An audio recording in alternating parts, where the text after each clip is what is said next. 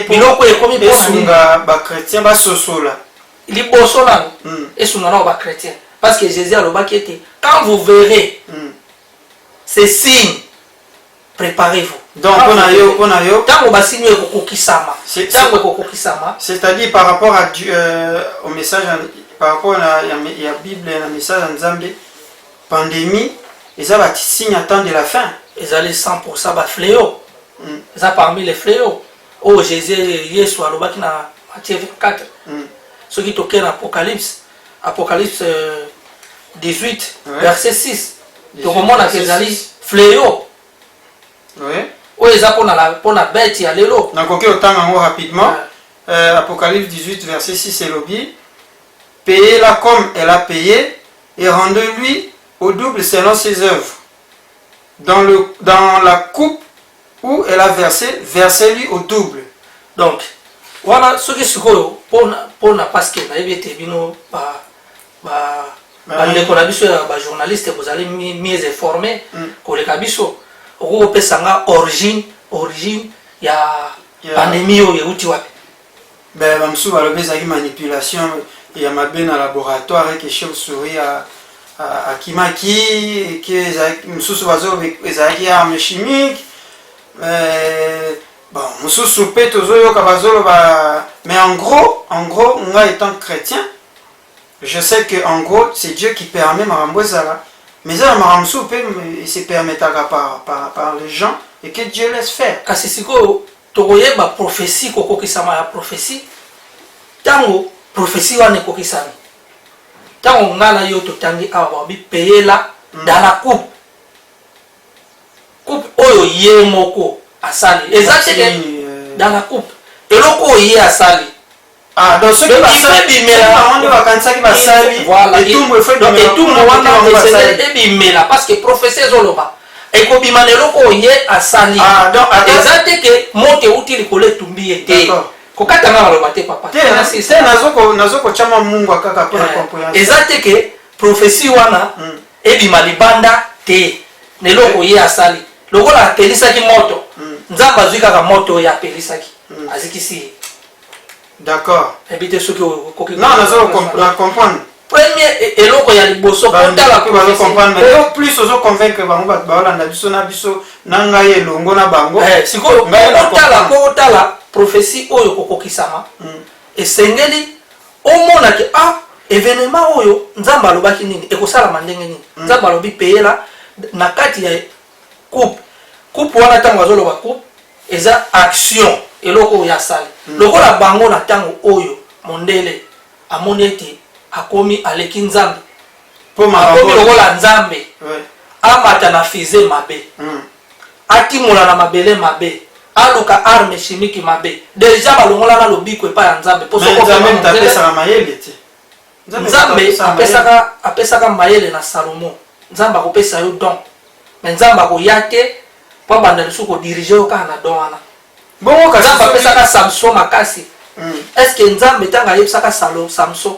ke apesi Samson makasi kokata suki te mokolo koloba donc nzambe efalaka akanga lisusu Samson monoko ke te koyebisa dalila te ntango anga aloba tie loboko na makambo moko toloba soki kasi soki ezalaki mpona etumbu ya nzambe soki ezalaki te ezali ngana soki ozali na tembe ezali bon lokola ezali lokola yo lobi ke ezali lokola ngai te lokola bandela s'il te plaît papa bandela nazoloba par rapport na coronavirus lokola yo estime ke lokola bible par rapport na l'écriture ya bible ke ezali mpe etumbu yoka question na sisa question na soki sikoyo eza fleo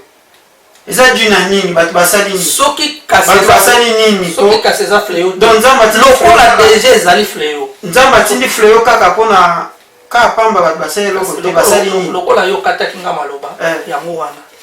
parce que fallait nasilisa soki otali na Apocalypse 18 wana balobi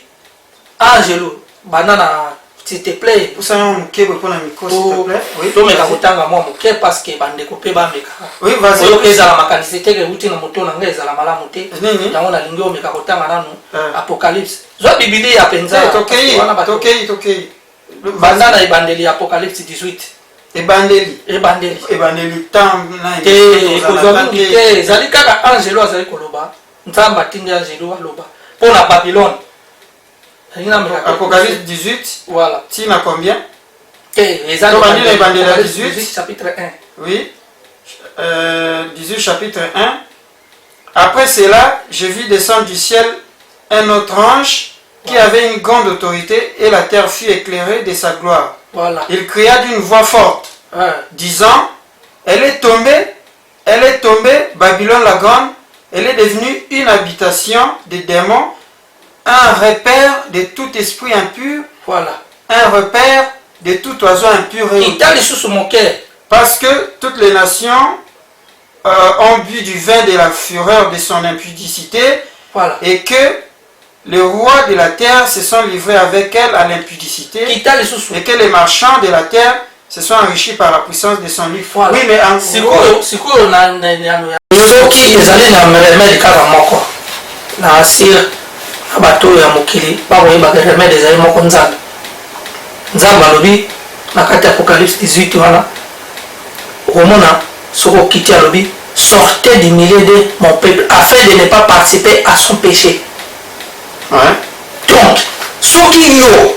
okuta est-ce que na kati ya Sodome na Gomorrhe bazalaki homosexuel moto nyonso te mais mosusu wana misusu bazalaki Lot abimaki ndenge nini po azalaki parce que azalaki ndeko Lot azalaki kobanga nzambe. Oui, mais soki Lot azalaki na ndeko ya Abraham azalaki kobanga nzambe te parce que Bible ezali koloba bien Lot azalaki libanda bato na kati ya ville. Donc Lot alemba bozoba bosoto komona yango mais baneve ya Lot beau-frère ya Lot bango bazalaki na bana ya Lot oyo babalaki bazalaki na kati ya mabe oyo bandeko mosusu bazalaki kosala te na kati ya Sodome na Gomorrhe bazalaki kolingana mibali na mibali oyo bayaki koluka mwanze Bible elobi na biso banzelu bafrapaki bango d'aveuglement mais baoyo Lot akendaki koteya beau-frère na ye wana mibali ya bana na ye na bana na ye ya basi wana oyo babalaka deja oyo akendaki koteya soki bango bazalaki frappe d'aveuglement te c'est que bango baparticipaki te na parce que toute la ville balobi ville nyonso kobanda na vieillard ti na mokolo ngai nalingaki tomeka kotala époque ya lelo nde yango azoloba na époque ya lelo. Voilà. Seke na époque ya lelo oui tochute wana mpo tosilisa parce que apparemment tolobaki on peut déjà nebandeli mais toconclure na wana ndenge natunaki yo c'est quoi le vrai message olobi eza avertissement. Mais maintenant, cet avertissement par rapport à l'époque à l'époque, on a pensé que le temps pour expliquer l'histoire, mais tout le monde par rapport à l'époque à l'époque, qu'est-ce qu'il y a eu? Ce que totali moto Bible na Genèse, na Genèse chapitre 19. Ouais, Genèse 19, ce que totali au moment na ce message na Sodome et Gomorrhe. Bolingo hospitalité banzelu baye bakuti kaka be moto moko akende koyamba banzelu mboka mobimba mboka baye moto moko akende koyamba banzelu Lot. Donc na mboka wana bato mosusu bazalaki te oyo bakokaki kokende koyamba banzelu wana kaka Lot ye moko hospitalité ezalaki lisusu te yango sikoyo moto ya lelo combien de bato bazokolala na banzela moto akwei mosusu ali na kamera papa nayebi te soki yo kosalaka yango afilme azwa image soki tozwi image azwa image moto akwei papa moto akokwei akokufa moto azwi image akotala nzambe na likolo akosepela apeti maboko akozwa image azwa mbongo na youtube atia image moto atikali bolumbu moto akosepela akokomante lokola soki eloko nini avandeli yango banda ntongo te pokwa ola compassion eza lisusu te moninga asali mabe yo liboso ya bato oyo obandi koloba kaka